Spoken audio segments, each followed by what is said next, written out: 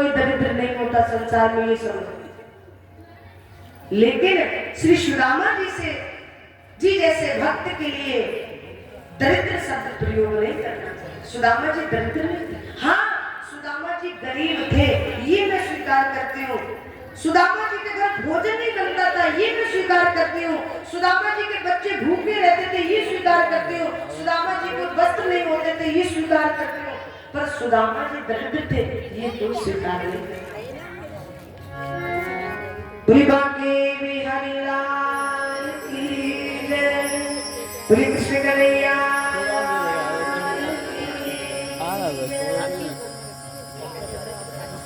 स्वामी सुखदेव जी महाराज कहते राजा परीक्षित 3 दिन हो जाते थे श्री सुदामा जी को, 3 दिन घर में भोजन नहीं मिलता था, पर कभी किसी से मांगा नहीं था। हाँ किसी के घर कोई अनुष्ठान कर दिया, किसी के घर कोई कथा कर दी, उसके बदले में जो प्रसाद रूप में मिलता उसी से अपने परिवार का पालन करते थे, पर कभी मांगने नहीं करते। और यहाँ तक वर्णन आता है कि कई बार आपने देखा है कि जब गेहूं के दिनों में खेत में गेहूं उगते ना, तो खेत में गेहूं जब हम उठाकर घर ले आते हैं निकलवाकर, तो गेहूं की बालियां रह जाती खेत में। सुदामा जी खेत में जाते थे, एक एक बाली को उठाते थे और उन बालियों को इकट्ठा करने के बाद जो अन्न निकलता था उनसे अपना जीवन यापन करते, पर कभी किसी के सामने भीख नहीं मांगी। और आज के समय हम क्या करते हैं, कथा चल रही सब, आज लास्ट का दिन है, सुदामा जी की झांकी बनवाते और सुदामा जी की झांकी बनवाते हैं और फिर एक विचित्र काम और करते हैं। पता है क्या करते हैं, श्री सुदामा जी की झांकी बनवा करके 2 द्वारपाल लगा देते वहां लग जाओ, और कमंडल और देते थे उनके हाथ में, किलो ये कमंडल। हाँ ध्यान से सुने, ध्यान से, जो यहाँ बैठे तो ये कराते हैं, उनको बता रही हूँ मैं। कमंडल हाथ में दे देते हैं और फिर क्या कहते हैं कि जाओ सब में भीख मांगो, सब में। तो सब में जाकर के एक करके भीख मांगे। और विचित्र बात ये है कि वो गाना और चलाते हो, द्वारपालो ऐसे कुछ गाना है, फिर क्या धक्के लगवाते हैं, धक्के। विचार करो, परमात्मा के दरबार में किसी को धक्के लगाए गए आज तक हैं? जो हम और आप धक्के लगवाते हैं, हम और आप क्या करते हैं, पैसे के चक्कर से। पैसे, सत्य बताऊं तो मेरी तो इसी बात पे झगड़ा हो जाता है जगह जगह, क्योंकि जैसे आप लोग तो यहाँ खैर बढ़िया है, समझदार है, तो झांकी की कोई जिद्दी नहीं करता और ना मैं झांकी कराती हूँ। क्योंकि झांकी कराने से क्या होता है कि सबका दिमाग झांकी में पहुंच जाता है, फिर भगवान की उन लीलाओं का रसास्वादन ठीक से नहीं कर पाते। इसीलिए कथाओं में झांकी को बिल्कुल मना किया गया है। पर कई कथावाचक जने भाई बना लेते हैं, बनाइए अच्छी बात। हम भी कहीं जाते, कई जगह ऐसी पड़ जाती है जहां मजबूरन निकलना नहीं पड़ता, लेकिन मर्यादा में रह करके। मैं स्पष्ट कह देती हूँ कि सुदामा की झांकी बिल्कुल नहीं निकाली जाएगी, क्योंकि मैं यहाँ गद्दी पर बैठ करके सुदामा जी को लोग धक्के दे रहे हैं और मैं यहाँ से देखूं, नहीं, ये मेरा धर्म नहीं, ये हम सबका धर्म नहीं है कि सुदामा जी को धक्के लगाए जा रहे, हम देख रहे हैं, हंस रहे हैं। ये क्या है, ये सनातन धर्म का एक तरह से उपहास है। क्या है, क्या है? और इसका कारण कोई और दूसरा नहीं है। हम दूसरों को दोष देते हैं, उसने ऐसा कर दिया, उसने उंगली उठाई, उसने आवाज उठाई। इसका कारण, इसके उपहास का कारण कौन है? हम सब सनातनी बैठे हैं, हम सब हिंदू बैठे हैं। हम खुद देखना चाहते हैं, हम खुद अपने धर्म का उपहास करना चाहते हैं, हमको खुद अच्छा लगता, हम प्रसन्न होते हैं। यदि कोई भी व्यक्ति उसमें बैठकर ये आवाज उठाने वाला हो कि झांकी निकालोगी तो मर्यादा में रहेगा, तो क्या झांकी निकलेगी? पर हमको तो आनंद तभी आता है जब सुदामा जी हमारे पास कमंडल लेकर आए, तभी हम 10 रुपए डालेंगे। समझ रहे? तो ये सबसे बड़ी कमजोरी है हमारे सनातन धर्म की। देखिए सनातन कोई शब्द नहीं है प्यारे, सनातन कोई, ये आकाश है ना, ये सनातन है, ये पृथ्वी है ना, ये सनातन है, इसका ना आद है ना अंत है, ये जल है, ये सनातन है। सनातन कोई शब्द नहीं है।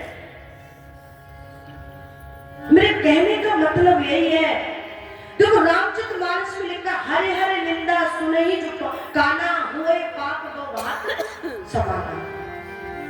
हरि की, भगवान की, गुरु की निंदा यदि कानों से कोई श्रवण करता है, देखने की तो बात छोड़ो, तो किसके समान पाप लगता है? गौ की हत्या करने के बराबर पाप लगता है। लेकिन हम तो आंखों से देखते हैं, बैठ के सब आनंद इतना आता है। तो मेरा तो महाराज कई बार झगड़ा भी हो जाता है। एक बार तो ऐसे इतना बड़ा झगड़ा हुआ कि मारपीट पे भी नंबर था। बरेली साइड में कथा कहने लगी, तो भला कब रिश्तेदारी में थे तो हम बच गए। हाँ, रिश्तेदारी थी। ऐसे ऐसे भक्त प्रेमी पड़े, बताओ, जिनको ये ज्ञान ही नहीं कि हम धर्म करा रहे हैं या अधर्म करा रहे हैं। अच्छा, मैं एक बात पूछना चाहती हूँ कि ये दृश्य प्रदर्शन करने के बाद हम क्या दिखाना चाहते हैं अपनी युवा पीढ़ी को? हम यही तो समझाना चाहते हैं उनको, जो युवा पीढ़ी है, जो आज की नई पीढ़ी है, उसको ये बताना चाहते हैं कि भगवान के दरबार में जब साधु संत महात्मा जाते हैं तो भगवान पहले द्वारपालों से धक्के लगवाते हैं। भाई यही तो दर्शाना चाहते हैं, यही तो बताना चाहते हैं। उनके दिमाग में क्या बैठे हुए? यही तो बैठे हैं। भाई ऐसी लीला को जब वो देखेंगे तो यही तो भाव आएगा। तो विचार करो, क्या उनकी साधु संत के प्रति आस्था बढ़ेगी? क्या उनका विश्वास रहेगा? क्या उनका प्रेम बढ़ेगा? क्या वो तुम्हारी सेवा करेंगे? कदाचित नहीं कर सकते। इसलिए मेरा देखो, आज विश्राम दिवस है, मैं सभी से एक ही निवेदन करती हूँ, हर जगह करती हूँ। मैं ये नहीं कहती कि हर बार मुझे कथा में बुलाओ। 2 वर्ष बाद मैं इस बार आई हूँ, और अब मैं फिर कहती कि 3 वर्ष बाद कभी याद आए तो बुला लेना। मैं ये नहीं कहती कि हर वर्ष बुलाऊं, लेकिन निवेदन एक ही है, ऐसे कथावाचकों से बचकर रहिए जो झांकी बनाकर के तुम्हारे सामने धक्के। कथा सुनो, कथा को श्रवण करो। झांकी भी यदि निकालनी है तो नहीं मानते कई दिन तो ठीक है, बढ़िया, भगवान के सौंदर्य स्वरूप को बिठा करके आराम से, ये उल्टा सीधा नहीं। बोली बाके बिहारी लाल। देखिए कथा क्यों कराते हैं? कथा क्यों कराते हैं? हमारा समाज सब पढ़ा लिखा हो गया है, किताब लेकर आएंगे, भागवत जी की ओर पढ़ लेंगे, सब पढ़े लिखे, लेकिन बाहर से कथावाचक को बुलाते हैं और बिठा करके कथा सुनते। 7 दिन सप्ताह का इंतजाम कराया जाता है। किस लिए? क्योंकि आप लोगों ने देखा है, जो घर की माताएं बहनें होती है ना, इन पर बाहर वाले का प्रभाव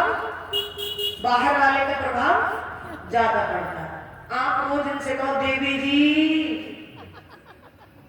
चाय में चीनी कम डालो, चाय में चीनी, पर चाय में चीनी कम नहीं पड़ती। और हम जैसे कथावाचक पहुंच कर कहते, भाभी जी चीनी रोक के और पत्ती ठोक के ऐसी चाय बनाकर, तो बिल्कुल वैसी चाय बन करके। इसका मतलब समझे? इसका मतलब केवल ये है कि बाहर वाला आकर के 2 मिनट में हमारी पत्नी को, बच्चों को समझाकर चला जाता है और हमारा जीवन निकल जाता है, पर हम समझा नहीं पाते। ठीक उसी प्रकार से इसीलिए कथावाचकों से